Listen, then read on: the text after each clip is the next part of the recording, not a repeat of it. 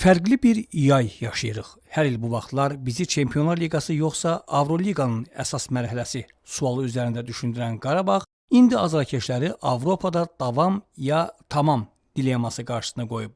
Hətta Avropanın səviyyəcə 3-cü klub turniri sayılan Konfrans Liqasında qalmaq sual altındadır.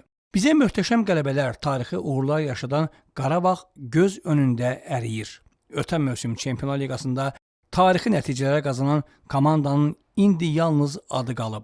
Bu Qarabağ, o Qarabağın sadəcə kölgəsidir. Əslində bunun ilk həyəcan siqnalı ölkə çempionatında və kubokda hər iki titul əldən veriləndə çalınırdı.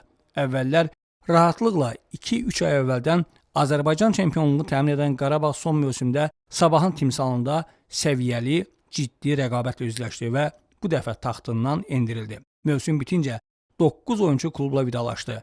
Amma daha çox 3 oyuncunun Medina, Leandro Andrade və Camilo Duran'ın gedişi Qarabağa təsirini göstərdi və göstərməkdədir.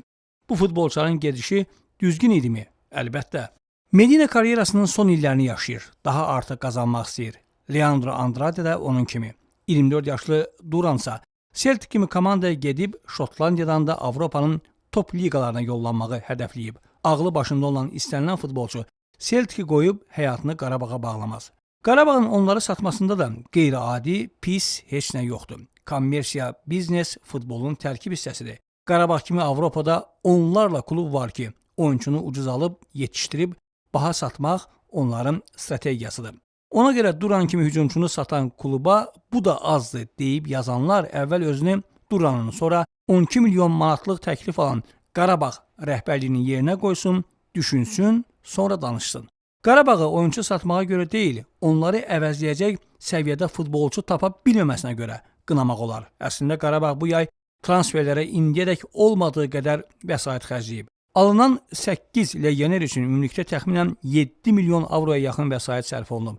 Elə təkcə Rusiyanın Pari Nijni Novgorod klubundan transfer edilən Ronaldo Sefasa görə ruslara təzminat və Qarabağdakı 3 illik maaşı nəzərə alınmaqla 2 milyon 500 min avro büdcədən ayrılıb. Amma nə olsun, 1-2 il əvvəl 200-300 min avroya alınan oyuncuların Qarabağa verdiyi faydanı bugün milyonluq transferlər vermir. Bəlkə də 6 aydan 1 ildən sonra Sefasın başına and içəcəyi, Varkonni keçilməz divar, Savonu da qol maşını adlandıracağı. Amma fakt, bugün yeni transferlər gözləniləni vermir. Avrokuboklar əldən çıxandan sonra Şamaxı, Kəpəz və ya Şəfa qarşısında at oynadan legioner nəyimizə lazımdır?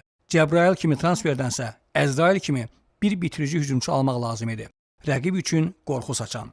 Qarabağ SSK ilə 2 oyun üstəgəl 30 dəqiqəlik əlavə vaxtda, daha sonra yarımcan Dinamo Kiyevlə maçda ümumilikdə 300 dəqiqə qol vura bilmirsə demək, burada şans, bəxtsizlik filan söhbətlərinin yeri yoxdur.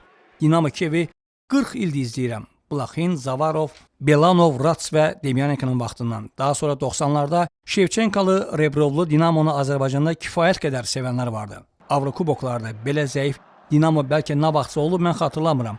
Qarabağ hətta bu vəziyyətində belə bu Kiyevləri məğlub edə bilərdi. Nə yazıq ki, irəlidə qapıya normal zərbə vuran, hücumları bitirə bilən bir kəs yox idi. Əgər Qurbanov məcburiyyətdən Mateus Silva'nın müdafiənin mərkəzində Kaşuku hücumun önündə oynadırsa, demək bu yay transferlərə xərclənən pullar havaya sovrulub. Avropada oynayasan və ortaya çıxarmağa normal 11'lik tapmayasan, bu rəzalətdir. Yəni bu komandanın zədəli forvardını əvəzləmək üçün ehtiyatda bir normal hücumçusu yoxdur ki, Kaşukun ümidinə qalıb, Kaşuku olan ümidi də Allah kəssin. Bu adam Qarabağa gələndən Avropada bir normal oyun oynamadı da. Qocalıb artıq meydanda durduğu yerdə yıxılan Zubiri əvəzləmək oyuncu yoxdursa, bu da başqa bir rəzalətdir.